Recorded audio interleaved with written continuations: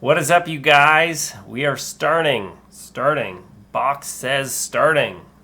YouTube takes a little while to get started. Here we go. We're going to be starting here right away.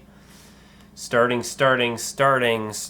Are we going live? I think we're going live. Welcome, you guys.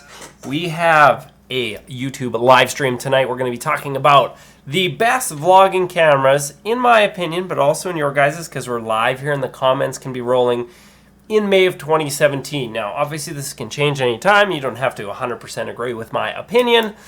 But I've been doing lots of thinking about this, soul searching, been recommending lots of cameras for people, been getting tons of messages, especially around vlogging cameras, as well as maybe doing this thing or that thing.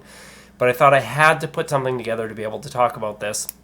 And I thought, hey, why not do it live? It's a really fun way to do it, to begin interacting with people and talking. And yeah, I'm kind of excited to get into it. I'm just going to wait for a couple of minutes and let the stream begin to fill up.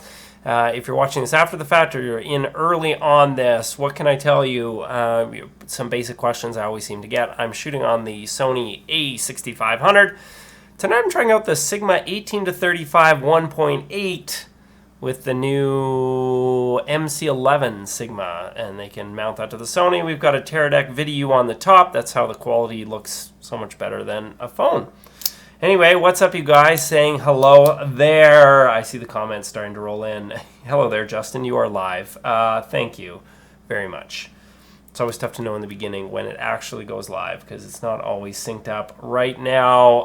My 8 people watching right now, smash that like button. Really appreciate it. I see 2 of you already did. That is awesome. Sunday evening in Canada here. It's a long weekend. Is it the same for people somewhere else in the world? Obviously, I hope so. If you are watching this after the fact, like after this video has gone live, I'll have in the notes section where we kind of start to get into it. But when you're doing it live, it's great to interact with people, grab some comments, get that stuff going. Sometimes fun to even watch that after the fact is we're just grabbing comments from people, and we're going to be getting into it. Manuel Castro says, bought the G7 a while back from a video review posted. Best decision ever. I saved like $800, bought 2 lenses, and just gives me exactly what I need. Thank you for your reviews and everything. You are so welcome. That makes me so happy to hear when somebody's bought something that I've recommended and they've used it and they've loved it. I used the G7 for about 150 vlogs or so. Love that little camera. It is awesome. There's many things I miss about it to this day. Kevin Clement says, hey, brother, nice to chat here. Brother. 2 brothers. We're double brothers, Kevin. Thank you so much. Great hanging out. Oh, here on the stream. My wife is away this weekend on a girls' trip, so I've had all 3 kids by myself. I shouldn't complain too much. I'm not complaining. It's been fun, but tiring. 3 kids, 5 and under. Busy weekend. But happy to hop on the live stream, get the juices flowing. Kevin Clement says next weekend is Memorial Weekend in the U.S. Okay. What is it? Oh, yeah, this is Victoria Day, named after a queen. Canada's still very connected to, I was going to say Great Britain. That is correct. 50-something says, 4 a.m. here in the UK. Good morning. Good morning or still night? Wow, you're up early. Nice to see you, 50-something. Thanks for tuning in to the live stream. We got 14 people watching now, dialing up. You know, maybe I shouldn't share those numbers because some people would be insecure because they think it should be 200. I appreciate each and every one of you 14 people tuning in, and I don't care if anybody says, you only got 14? 14 is a lot for people to take their time out and hang out there. Tech for your needs says hello there. What is up? Always tuning into the streams. Kevin Clement says, oops, I'm tired. Sorry about the double brothers. Hey, double brothers is great. That is great. John Velasco says, why oh why did Panasonic neglect to add manual controls for video with the GX850? I'm with you, John Velasco. It is crazy to me that they would override that and not let you do that. I don't actually understand whether that was intentional or an oversight. It's crazy to me, but it would be a nifty little camera here, but we'll talk about that in a minute. So basically, the way this is going to work tonight is we're breaking this up into 3 segments of vlogging cameras. We're going to have your like ultra compact, high quality, like the Canon G7x, Sony RX100V, Panasonic Lx10. That's going to be one category for vlogging cameras, which works for some people. Then we're going to talk kind of about entry-level vlogging cameras, which are still not inexpensive, but a proper like DSLR or mirrorless camera for being able to vlog with that. Some recommendations for that. And then bumping up a little bit into the higher end, excuse me, higher end cameras for vlogging, which still aren't a giant jump in price range. We're not going to be talking about any $3,000 or $4,000 vlogging bodies plus lenses and things. It's just not practical for what most people are doing. I also would struggle to, well, I mean, sometimes, I mean, my setup's not inexpensive, but to vlog with something that was like $6,000-$7,000 setup, I don't know that it makes sense. So we're not going to get into that. Yeah, let's talk about firmware update later on for the GX850. Maybe John Velasco. GX850, yeah, it's an interesting little vlogging camera. It's technically not on my list because I just think, like, if you're going to spend the money, I think there's some other options. I talked about that a little bit in my review, but some people are saying it's great because it's tiny and you can throw on the ultra-wide Panasonic 7 to 14 millimeter, which is great, but that's like $1,000 lens to put on a very cheap little body. So if you're going to spend that kind of money, there might be some other options, but I love how small it is. It's cool for the quality that's going to be there. Kevin Clement says, Justin, I'm happy with my G7x Mark II, but everyone tells me I need 4K. My computer can't see 4K. Why do I need it? Thanks if you can give me some guidance. Let's talk about 4K, because I'm getting lots of questions. Do I need 4K? You absolutely don't need 4K. Is 4K nice? Yes. Do I have a 4K monitor? Yes. Do my cameras shoot in 4K? Yes. I think 4K is actually handier for post-production and editing because you get this giant frame and you can do things like you can fake a pan or fake a zoom or, you know, be able to do some of that stuff, which is handy. You know, quality-wise, yeah, maybe in a couple of years you'll wish you shot more stuff on 4K, but I think a lot of people, myself included, get caught up in the tech side and forget that story is king. And so you're worried about all these tech deals tech details. I will tell you, a great storyteller shooting at 1080p will destroy a mediocre storyteller shooting at 4K all the time. So, no, I don't think you need it. It's nice to be able to shoot in it. I like watching Casey's new vlogs in 4K. It looks nice, but there's lots of times I watch on my phone, and I think a lot of people watch content on their phone and not getting the benefit of it. How often we actually sit down and watch 4K? I mean, it's nice, but there's at no point do I think, oh, this is so much better than his old stuff. So, I don't know, 4K is like, meh.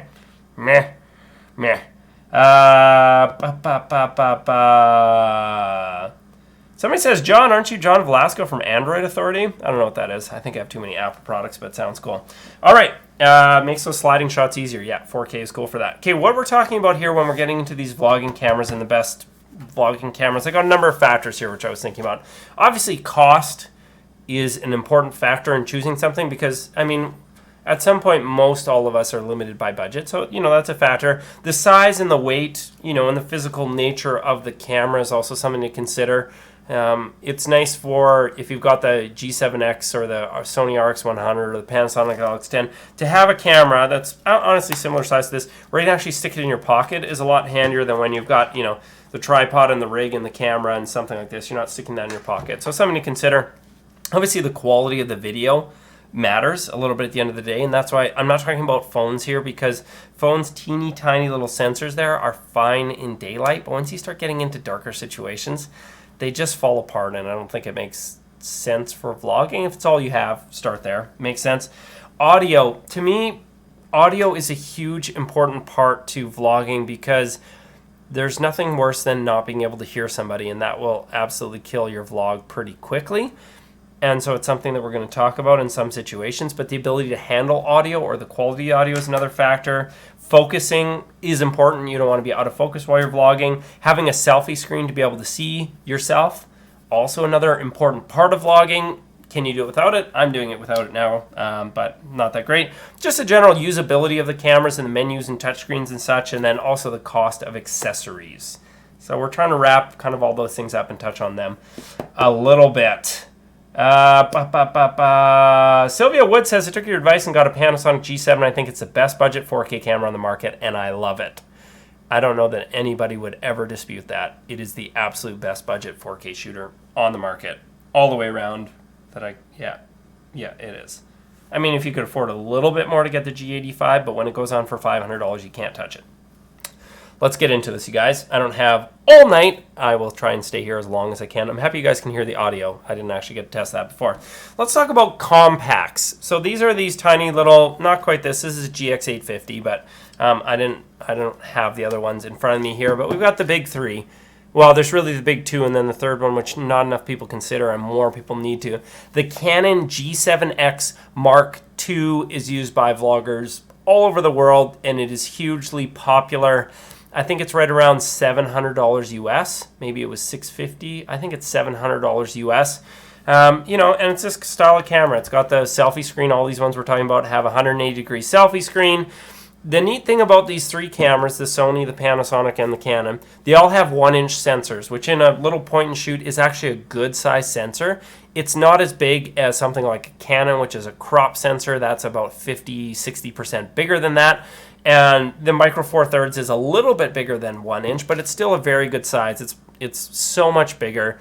You know, your phone or typical point-and-shoots, they have 1/2 of an inch sensor. Like, think of like, I don't know, like half of your pinky's fingernail, depending how big your fingernails are. This teeny tiny little thing, and these guys get like a big 1-inch sensor. And so that is good for two reasons. One, it's good for low light because you've got like a bigger sensor to grab that light with. And the second reason is, as your sensors get bigger, you can actually begin to blur out the background. Like, do you guys notice how the background behind me is blurry and my face is in focus? You can actually begin to do that with these little premium compacts. And that's why they're more money. It's a bigger sensor. They've got some better features. The lens on those cameras too, across all these three lenses, are quite good in that their aperture goes really, really wide. They let in a lot of light, and they're able to blur that background because of that. So that's kind of the overall thing about these three compacts here. Now the Canon itself, it doesn't shoot 4K, whereas the Sony and the Panasonic do shoot 4K. But again, is that super necessary? I don't know. The Sony RX100V though can only shoot 4K for about 5 minutes before it overheats. I haven't read on the Panasonic if it does overheat, the LX10. When I had it and I used it, it never overheated, but I didn't use it a ton. But really, really nice. Where the Canon, I mean, is $300 cheaper than the Sony. Those are typically the two that are battling out. Canon, Sony. Let's talk about these. Sony shoots 4K. Sony also shoots super, super slow motion. And so you can shoot like kind of really nice quality 120 frames per second, which is pretty slow. And then you can go crazy things up to like 960 frames per second. Starts to not look that great. But the Sony is a better focuser than the Canon. I wish the G7x Mark II had that dual pixel fancy Canon autofocus, but the Canon actually only has regular phase detection autofocus. So the autofocus is going to be good. That new processor that's in it, it's kind of tech nerdy detail, but the Digix 7 is better at calculating the autofocus and regular contrast detection, but the Sony is going to be a better focuser. So I would say overall between those two, the Sony, in my mind, is the better camera than the Canon, but it is $300 more. So if you can't afford it, the Canon's still great, but the Sony is really nice in that regard. Can really focus. It's got the 4K video. It's got the super slow motion. Let's talk about the third one in this triangle, though, which is the Panasonic Lx10. Between the three of them, they all have similar bodies, but where the Panasonic is actually better is that lens is an f1.4. Now, if you're not super familiar with aperture, basically it means that lens can open up wider, almost twice as much. Meaning at 1.4, the other two cameras are f1.8. That's almost twice as much light as it can let through. It's technically 2/3 of a stop, so not quite, so about 67% more light. And it can also blur the background that much more. And so that's really, really nice for those low light situations. It's also really, really nice for photography. Because you're able to really separate the background away with that little camera. And that's why I love the LX10 so much. It's only contrast autofocus, so it's going to be similar to the Canon in that regard. Those two are going to autofocus similarly, but they're the same price. They're both basically $700. The only thing is the Canon's lens is basically a 24 to 100 millimeter equivalent, whereas the Sony and the Panasonic are 24 to 70. The only thing on the Panasonic is when you shoot video, it actually gets a bit of a crop factor. And so it's more like a 30 millimeter. So it's not crazy wide. All those things to say, my money, if I was buying something right now and I could afford the Sony, I would buy the Sony. But if I was in that $700 price bracket and I was really, video vlogging, the Canon would go a little bit wider. But I would probably take the Panasonic because it can shoot 4K and it's got that better lens. So if it's me, that's probably what I am doing. Let's go to the comments and see what people have said. Here we go. I currently use both my GX8 with the 12 to 35 2.8 with Rode Video Micro. That is a deadly combo. And the LG V20 with Rode Video Mic Me for vlogging. That's cool. What else do we see here? Vlogging camera wish list, 4K, IBIS, in-body image stabilization, great autofocus, and a selfie screen. Yeah, if there was that combo in the market, we would be all over that. I mean, you're close on, no, there's no camera that does that. That is the wish list. Excuse my newness, but can't 4K downgrade to 1080 quality that's still better than regular 1080, so if you don't have a 4K monitor, you can still view it? Yes, that's true, shenanigans. Shooting in 4K and downgrading is going to give you better quality because it's capturing at a much higher, I guess, bit rate, you could say. Sony cameras, they'll shoot at 50 megabit per second 1080p, which is actually a good amount of data. 4K is typically double that at 100 megabit per second. And then the regular 1080 that most cameras are shooting are around the 20 to 30 megabit per second range. So you are getting more quality out of that. You can downgrade it, but here's something to remember about 4K too. You need a much more powerful computer, much more powerful computer, and you're going to load up a ton on storage. And so for people who are like just shooting out or starting out and they're like a little bit on a budget and they're asking about 4K cameras, typically I'm like, well, do you have a ultra high-end computer and are you okay shelling out maybe $100 or $200 every few months if you're serious about vlogging to constantly buy new hard drives for storage? That's something to keep in mind, because even if you just want to shoot at 4K for the extra quality, your computer still has to work way harder to edit that footage, and you have to store all that footage where, like, I remember some vlogs, like, they were 100 gigabytes, and then you want to back them up, so that's 200 gigabytes of footage. And maybe you're fine deleting your footage, but, like, I don't want to delete my footage. Yeah, so anyway, 4K is interesting, but it's not necessarily all that it's cracked up to be. It's a lot of extra work to work with, whereas I had a big, strong desktop, and I could edit 4K on that desktop, and that was great, but my laptop really struggled. I had a MacBook Pro, a 13-inch, and it struggled to edit 4K. I've got this new 15-inch MacBook Pro, and it can do it, and it's kind of become the main machine that I use to do it, but again, a lot more work. Kevin Clement says, Justin, you sound great. Sound is very good. That is excellent to hear. Lucas, great. Hi, Justin. Thanks for the follow on Snapchat. You're most welcome, you guys. Hey, Snapchat, Instagram, YouTube, Facebook, Twitter, every platform, Justin Rivas, whatever your favorite is, follow me. I'd be happy to follow you back.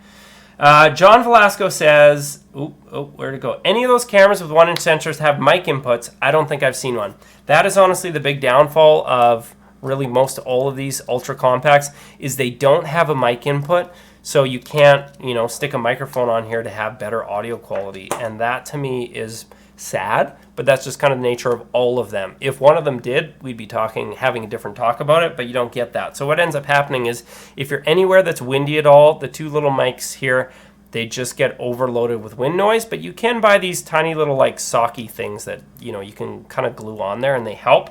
But this audio also isn't as directional, so you need to keep the camera close to you if you want to be able to hear yourself. They actually do, all of them that I've tried or heard, like, sound quality is decent provided the camera's close, so fairly impressive. Great live stream. Thank you so much. I'm also, yes, I can't remember how to pronounce your name. B-A-J-I, I don't know where it breaks. I'm sorry, I'm going to call you B.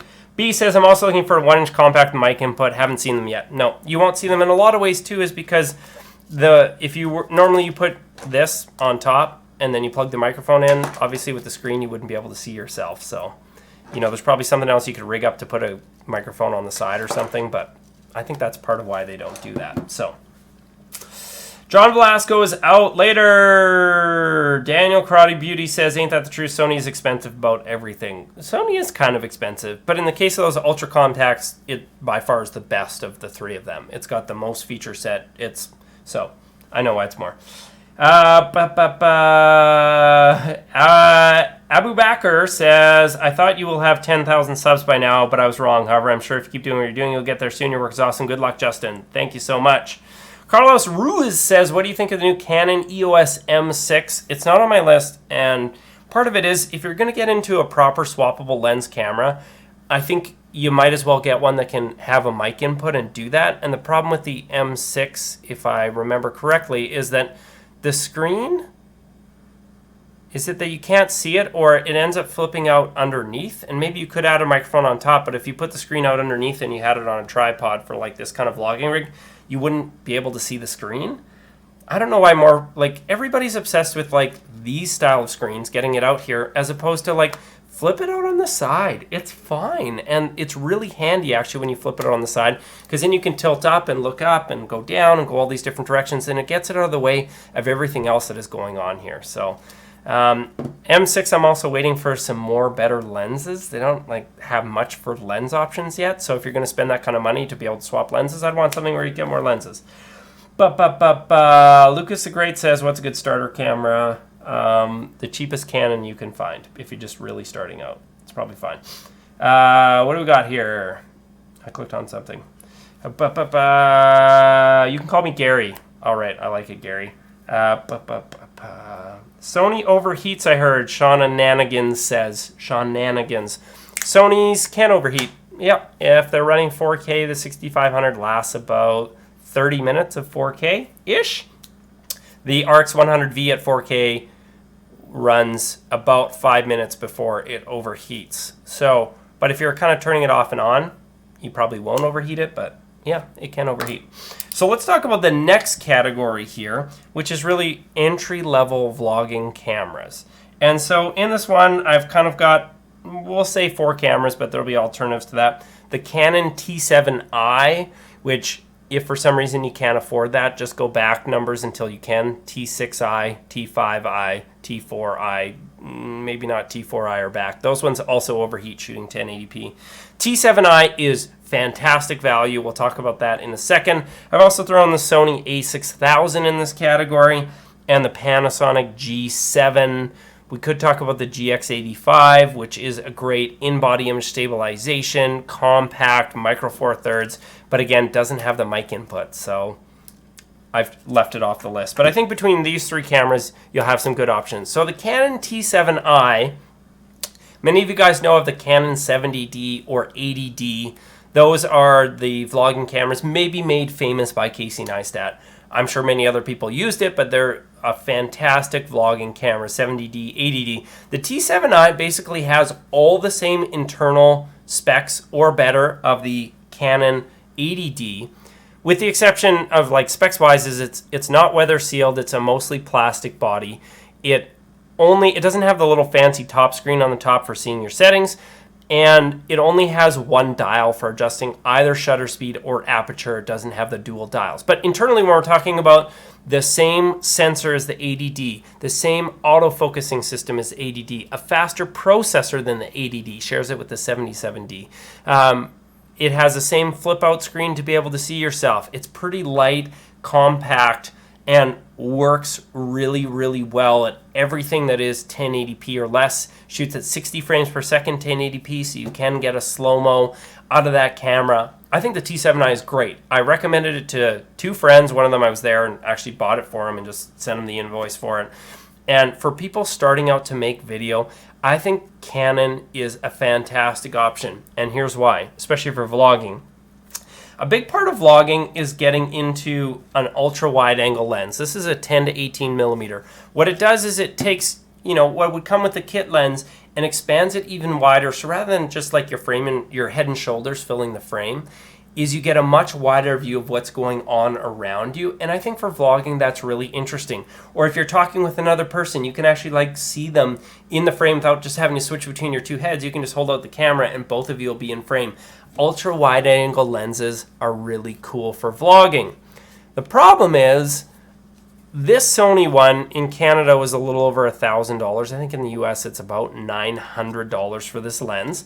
The Panasonic version is $900 US. Expensive. The Canon entry-level ultra-wide-angle lens, which Sony or Panasonic don't make an entry-level one. The Canon entry-level one, image stabilized, $280 US. And so what that means is you can immediately take a jump in your vlogs looking, like everybody else's, where if they're just using their standard kit lens, to this ultra wide angle lens look, which I think is the coolest part of vlogging, is throwing on an ultra wide angle lens for very, very little money. And so you could take something like a Canon T7i, or if you couldn't afford that, you can go back to a T6i or even a T5i, but the autofocusing gets progressively not quite as good. This one has the proper dual pixel autofocus, but you can get this for, I think it's about $850 US with the kit lens, and you can have the other one for about $280, and you're on a different planet when it comes to vlogging. Now, it's not like the highest end glass and not the best lens in the world, but it gives you that ultra wide angle lens, and it will look good, focus good, shoot quality 1080p. It's going to be good in low light. It's going to take great photos. You're going to add a 50mm prime to that at some point, and you're going to be taking great photos. That kit, to me, for somebody starting out, I think makes more sense than anything else on this entire list. And so if somebody was actually coming to me and saying, hey, I want to get into vlogging, and I'm okay having a little bit of a bigger rig, they don't just want the pocket camera. If you're asking me today, I'm saying the T7i is great. If you can spend the extra $200, you can get into the 77D, which I think we're going to talk about. You get one extra control dial, which could be handy if you're more into photography. But even then, I'm like, I don't know. And you get a slightly more rugged body. But like the T7i right now, fantastic value. It's going to be my pick out of this. I'll briefly touch on the Sony A6000, which if for some reason you're going, I want to go Sony, and maybe you have plans to get into something higher end, or maybe you have high-end Sony gear, but you don't want to vlog with that. A6000 is kind of interesting because it has good focusing. It's a few years old, but it still does good focusing. It doesn't have the flip-out screen, so you can't see yourself, but you're probably going to be in focus with that focusing system. It doesn't have a mic input, but what you can do is you can get the Sony microphone. It's like under $100. It goes into the hot shoe and actually draws power off there, so you don't even have a cable sticking out. So that ends up being a nice little option for, I think it's well under $1,000, probably close to like $500 or $600. So that's a pretty good option. It's going to be with a kit lens. The other one is a Panasonic G7, which is the only 4K shooter of this bunch. I use the G7. I love it. It doesn't focus quite as well as what these other two are going to do. And the lenses are going to be a little bit more money, but it shoots amazing 4K. It's got the flip out full swivel screen. The touchscreen on it is brilliant. I love the way that they do that. It's got the audio input, so you can throw a mic on top and have quality audio. It's light. It's compact.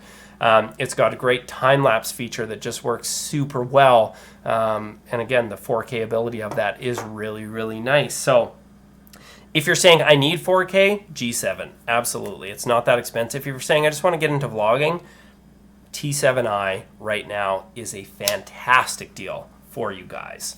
Going to pick up some of the comments before we move to the next thing here. Looks great. What do you think of the G7X? I think I talked about that a little bit earlier. It's great, but for similar money, you can get the Panasonic Lx10, which is probably what I would recommend. G7X is good too, though. Kevin Clement says, okay, Justin, you're 11:30 here in Miami. Thanks for live stream. Thanks for answering the question after Monday and holiday. Bless you, sir. Have a great night, Kevin. See you later. Brandon New Beretta says, what do you think about the Panasonic G7 as an all-around camera for vlogging, professional camera, and video? Again, I did just touch on that. That comment would have come in earlier, but I use the G7 for professional shoots, also for vlogging, and it was great for both of them. But when this goes on sale for $500 US, it's such a fantastic option at that price point. So if you can't afford the T7i, when that goes on sale for $500, it's great, and you'll learn a ton. So it's a great all-arounder. G Spirit says, Justin, your channel and content is awesome. Thank you. Christian, hey. Gary says, speaking of wide-angle lens, Justin, what do you think about the upcoming Laowa 7.5mm f2 for vlogging? I have not even heard about this lens, but now I'm definitely going to Google it.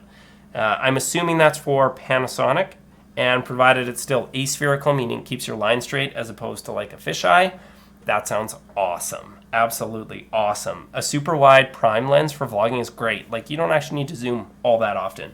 So that is cool.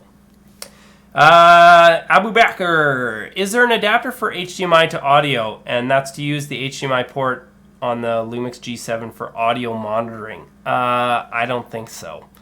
No, because it would have to do all the digital to analog conversions, would end up needing to be a big box. Here's the thing about Panasonics. Their audio is fantastic, and you can throw in the little audio meter, but they also have a limiter, meaning provided you don't get like crazy, crazy, crazy loud, I would turn up the volume on my camera so it was actually not that far off peaking, and then just let the limiter automatically turns down the volume so it doesn't let it peak, and it actually works like a compressor, meaning that it brings the lower parts up and then the louder parts down, and you get really, really smooth audio where I didn't have to spend a lot of time in post-production editing that audio to even it out, whereas I'll tell you I work a little bit harder with this Sony. So that was a really, really nice feature of the G7 is I never worried about audio monitoring. Obviously, if you're on a professional shoot, you'd want to be able to monitor it, but you could also do something like I have that little Zoom H1 handy dandy, I know where it is, little audio recorder, and that works great because you can plug a headphone into there and record your audio separate if you needed to be able to do that. So that ends up working out well. E-Man145, hello, these are my favorite. That's awesome. I'm glad it is your favorite. Christian Enad says, since your last stream, I decided to get the G85 and I'm in love with it.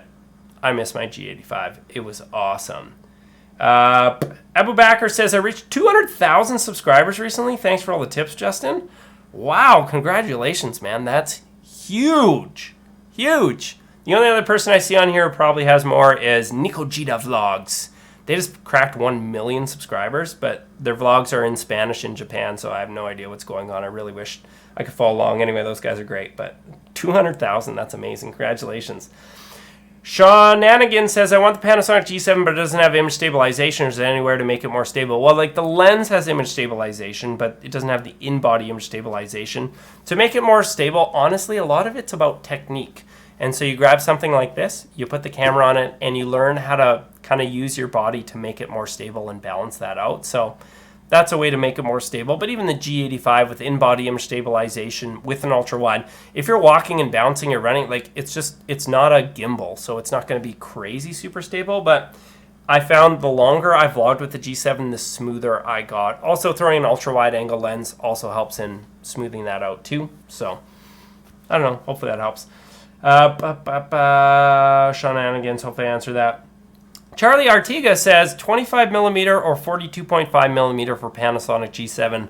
42.5mm, provided you're talking about the 25mm 1.7. You know, the 1.4 is super sharp and different class because Leica, but I'm assuming you're talking about both the 1.7s. The 42.5mm is image, it has a stabilization, power OIS in it, which is nice, and it's just a sharper lens, I found. 25mm 1.7 is like, just get you started. I really like the 42.5mm. All right, through the comments, we're going to talk about the last, which is kind of the higher end cameras, where we're talking about the Canon 77D or 80D. They're so similar. I think you just pick whether you need the weather sealing in the 80D, whereas the 77D has the newer processor, and oh, it's so subtle. I can't remember what the other thing is, but they're very, very similar. I wouldn't worry. Either one of those are fine.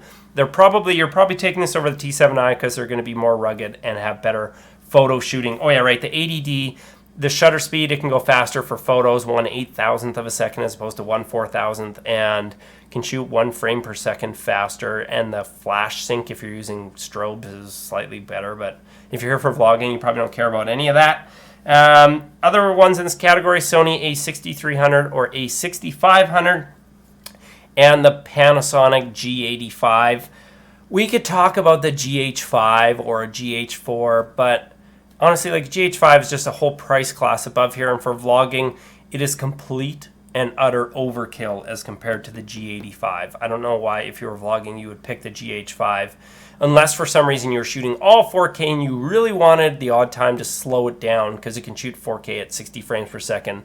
But that's like just, yeah, it's overkill. So if that's your specific need, you should already know that and be on from here. But let's talk about these three cameras. So you've got the Canon 77D, 80D. I won't talk a ton about these because I did talk a lot about T7i. They're basically just a higher end version of that. You got the screen on the top. You get 2 dials for controlling, you know, shutter speed and aperture if you're in a photo, or even in, I think technically in the video mode. They have the dual pixel autofocus, which is one of the best systems on the market. It just nails the focus all the time.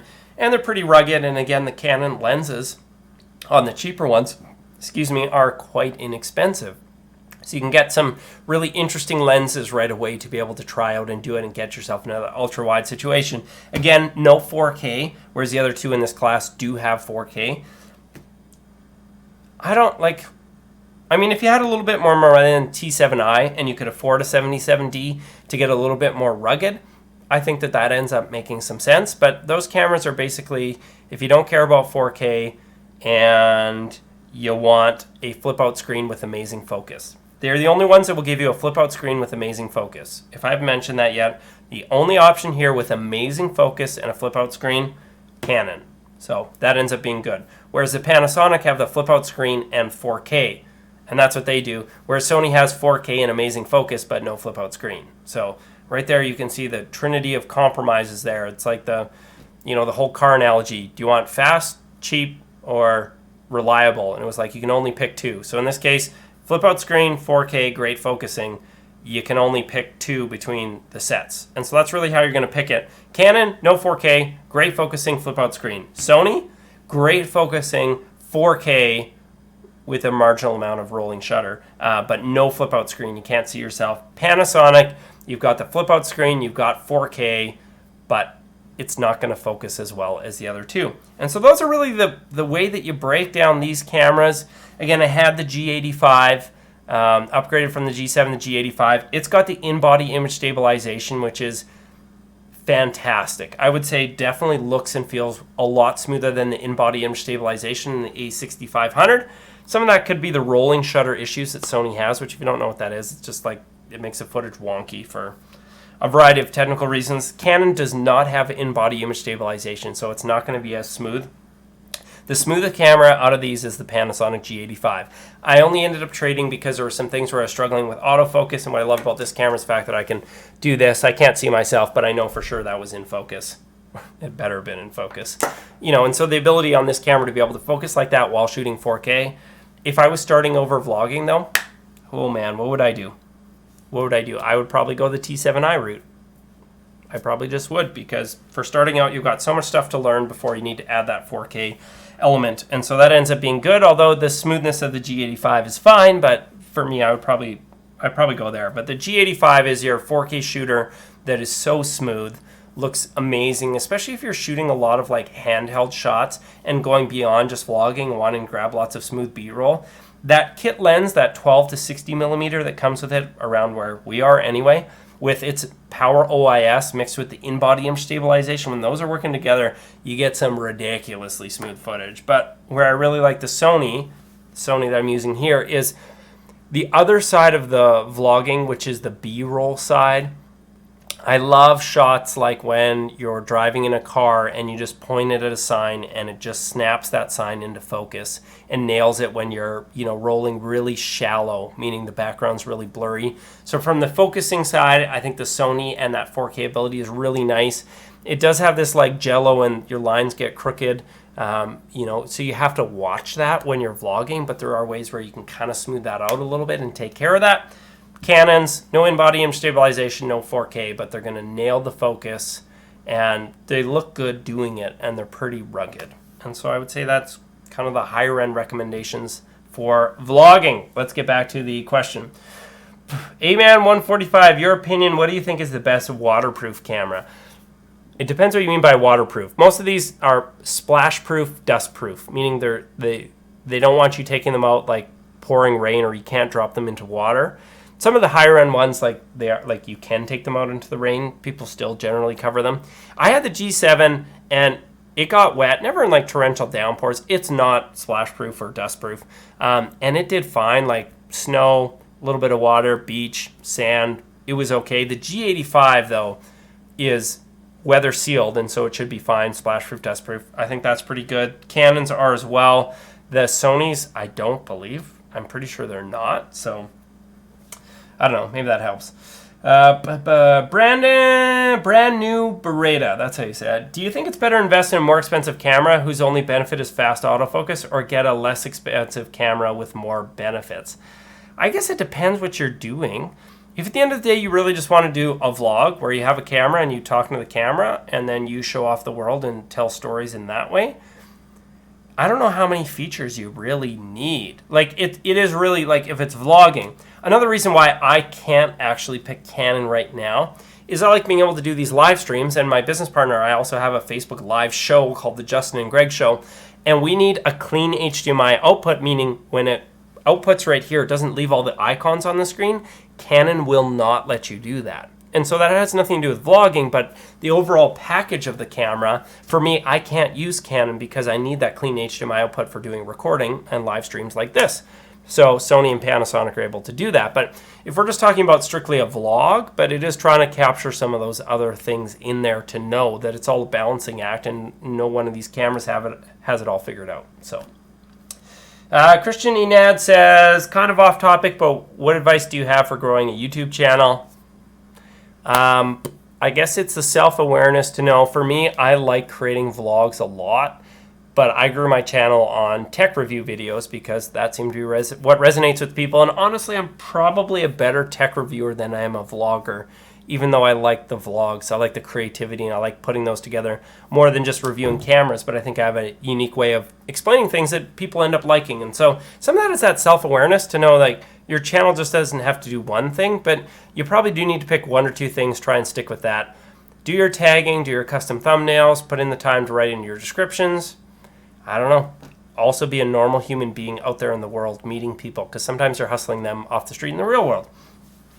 Daniel Karate Beauty says, I ordered a Fuji X-T20, not going to use it for vlogging, but for photography and stable talking head videos. We'll report back on how it goes. I'm interested in the Fuji line. I have friends that shoot some amazing photos with it. It's just on the video side, I've never really seen people get that far into it, but with a couple of tweaks, I'm sure they could be there. Charlie Artiga says, I've recently got the G7 for vlogging and got started with YouTube. However, I don't want to invest too much into glass in case I switch to Canon Sony for better video and photography. Opinion. Typically lenses like hold a reasonable amount of value, but I tried to buy used lenses whenever I could, whether that's off eBay or in Regina. Or in Canada here we have Kijiji, and I'm from a town called Regina. That wasn't a slip. It's like Regina, but the queen was named Regina, so it's called Regina. We have Kijiji. You guys have to have Craigslist. Garage sale is a new thing, but trying to buy used lenses, I find typically the lenses are really well made, and I'm not too afraid of that. So that's one where you can offset, where if you buy it used, chances are you're going to sell it for about the same amount of money, maybe $10 or $20 different. So that's a great way to be able to try it out and then be able to switch in or out of that. But investing in good glass is something that kind of sticks with you for forever, whereas camera bodies come and go. Typically the lenses don't change all that often. Sean Anigan says, any recommendation for a compact mirrorless camera that prioritizes taking nice pictures for a beginner but also has decent capability? Oh, it'd be nice to have a flip-out screen in 4K. Panasonic Lx10 takes brilliant photos and does 4K and has a flip-out screen. Now, I'm trying to remember if it has a viewfinder. You know, like a viewfinder that you're looking through. Yeah, the other thing you could look at is maybe this GX850. Maybe that would be a good thing, where it has swappable lenses, shoots 4K, has a flip-out screen, and it's probably more so set for photography. I guess, again, it doesn't have that little viewfinder where you're able to look through it. So G7, great, or just like a cheap Canon, like whatever Canon T5i, T6i, they're always great at photography. I guess that's not mirrorless, though. So go look at the Panasonic cameras. Ends up being good. H&L React says, hi, Justin. Hey. Tech for your needs. Panasonic Lumix G7 is my first high-end camera. What is the best way to learn a high-end camera? YouTube. Start with these concepts. Shutter speed, aperture, ISO, or ISO.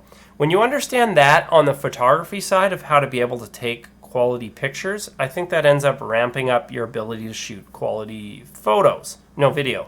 I have videos on this channel that explain all those things. I did like an Untech Talk series where I went through that. Once you understand those, I guess the other features, I don't know, you run into them when you maybe need them. I don't know. I guess it depends on a high-end camera. The big thing about high-end cameras or DSLRs is that they let you shoot in manual control, which is you controlling the shutter speed, well, technically white balance too, and then the aperture and the ISO. And by putting those together, you get full control over the picture that you're bringing into the camera. So if you understand those, I think that's the way that you take advantage of the high-end cameras. Brand New Beretta says, if you want to make more cinematic vlogs, would you recommend the A6000 or the Panasonic G7? A6000 has a bigger sensor, means it should be slightly better at lower light, as well as it can blur the background more. So if you want to talk about cinematic, typically cinematic in many ways means blurry backgrounds. That might be slightly better.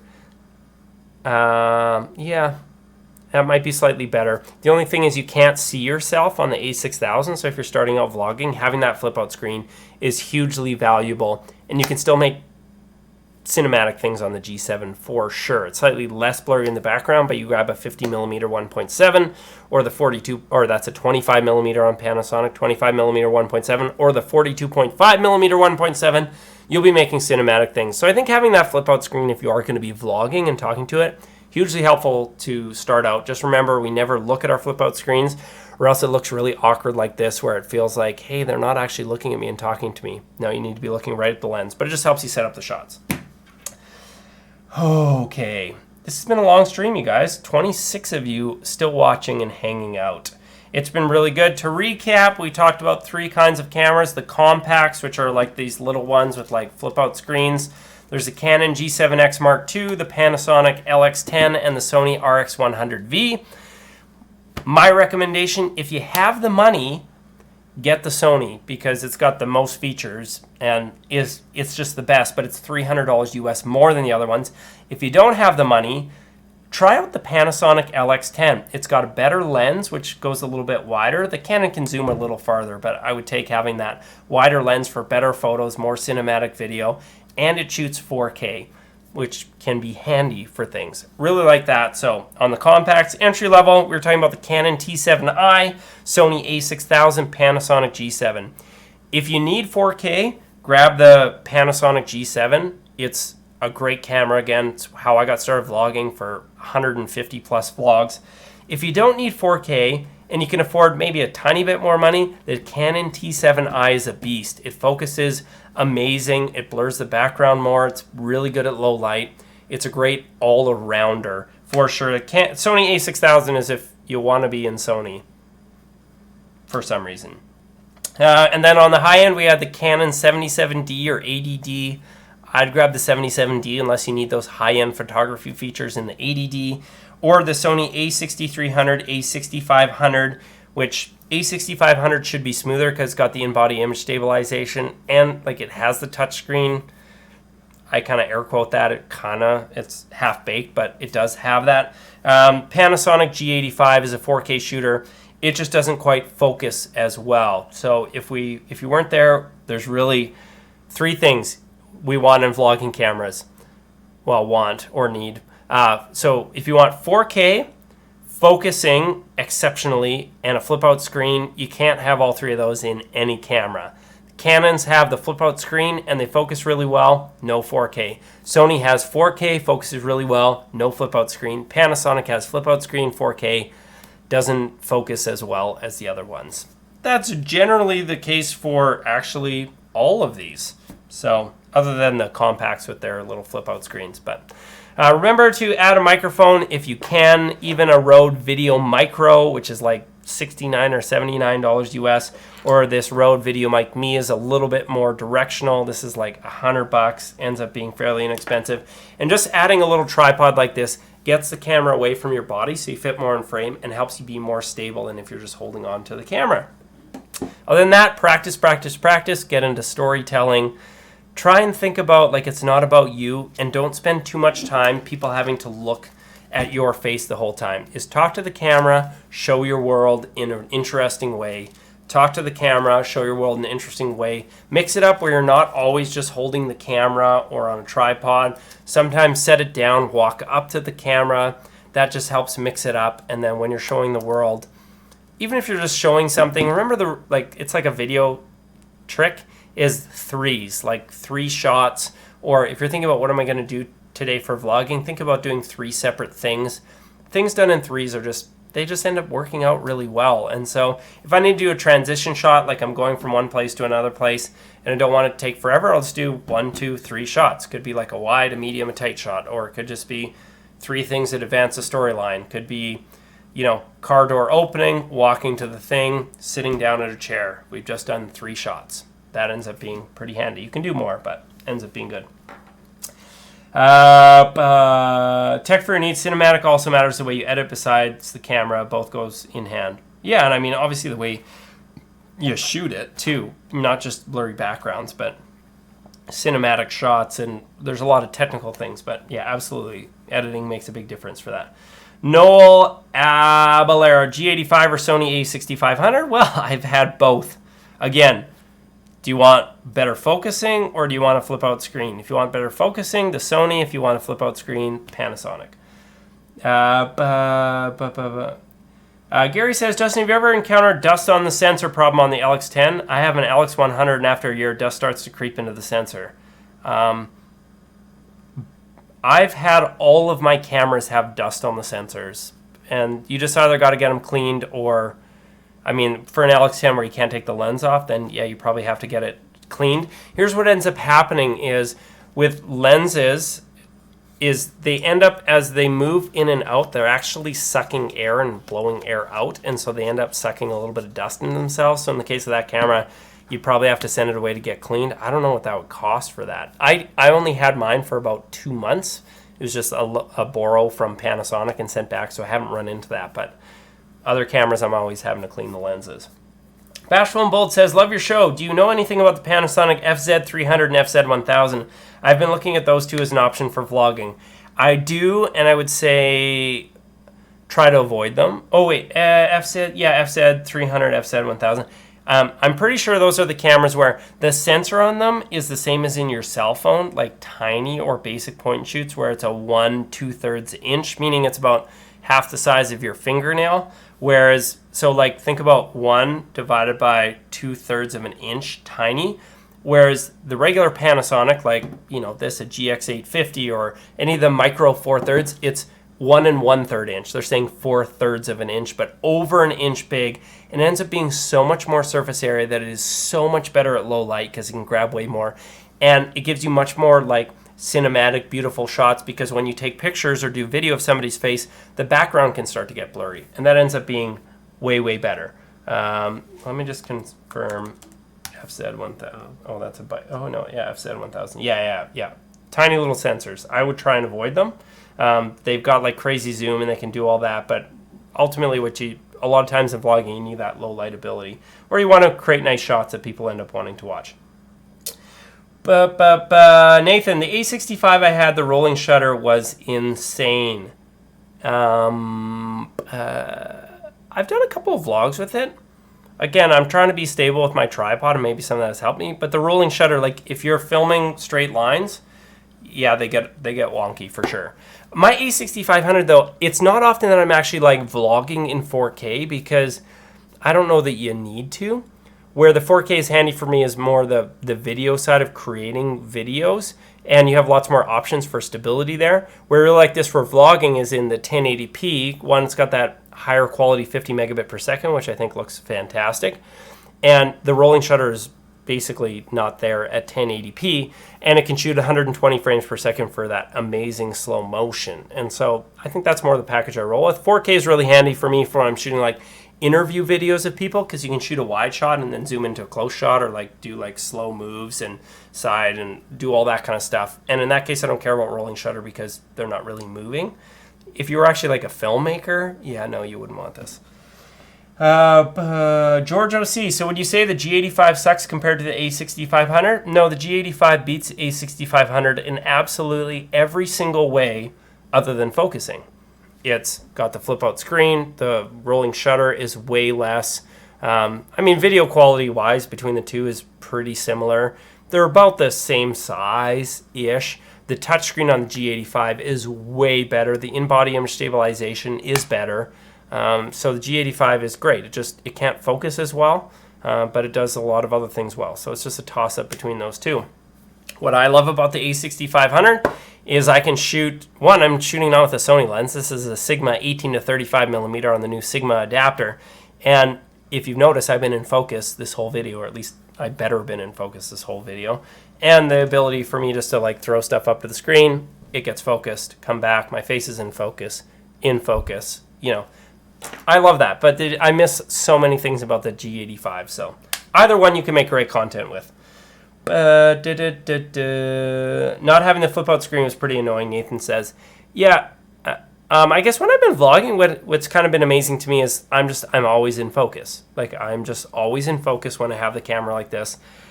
I've never not been in focus in the vlogs I've done with this camera. So in that way, I haven't like really missed it. There are times where I'm setting up a shot where it'd be nice to be able to see that. I've started playing around a little bit with the app on my phone.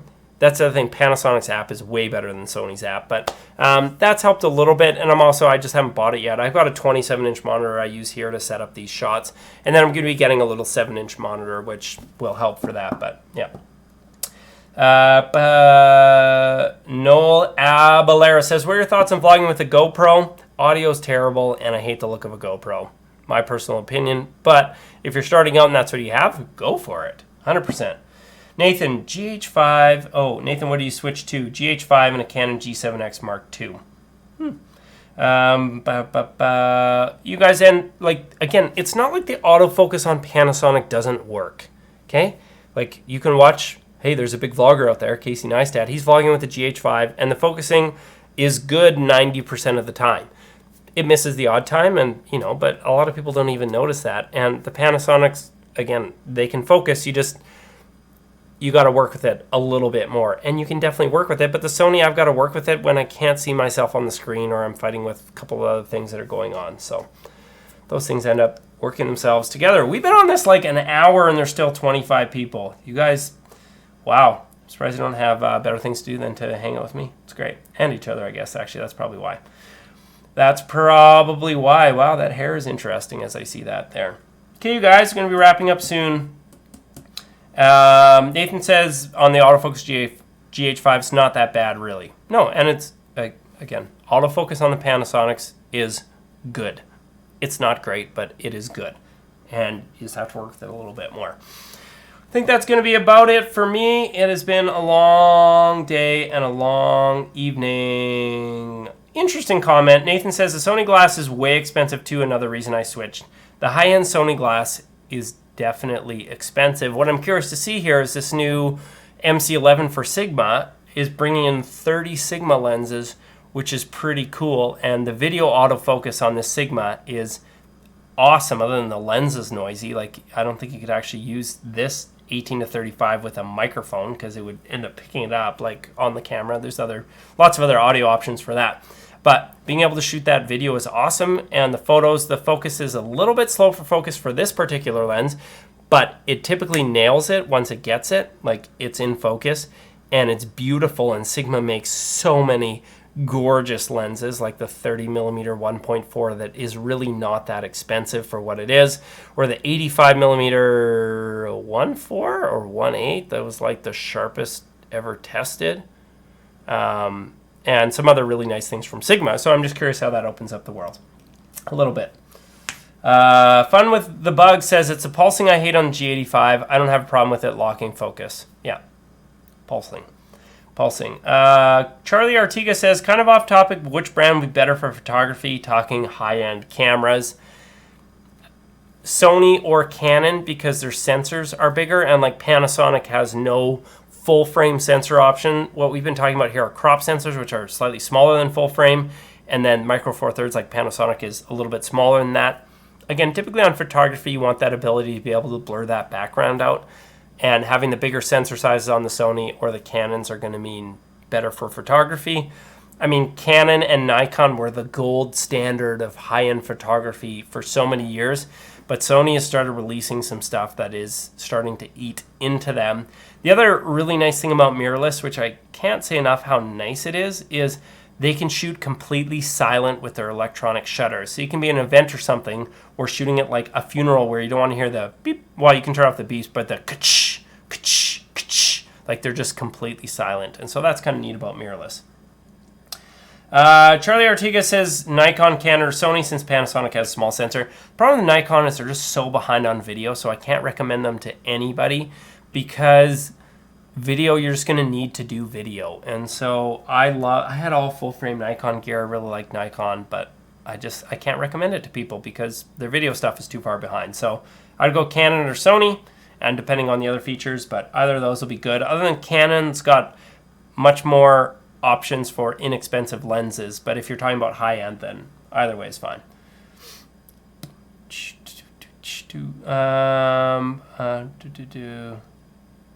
FK Iron says the autofocus on the GH5 works great if you set the focus to multi-zone and deselect all the zones. That's what I use for all my lives and have rarely missed focus even when I bring elements to the foreground. Oh, it's good to know. I mean, I saw some tests. I don't know if you follow Max Urev or who's the other guy he was working with. He was like repping for Panasonic. They did a bunch of tests and they ended up finding a setting that was getting better. It's just that you still can't get really fast into focus, fast out of focus. But it seemed like they could get it where it would typically grab the focus. It's just a little bit slower to get there. But the autofocus on it is good as far as the contrast detection system goes. It's great. Anyway, that's going to be it for me. You guys are awesome. Thank you guys so much for tuning in. But I think it has come time to end this live stream. I have to remember how to stop streaming. Here we go. I think that's the thing.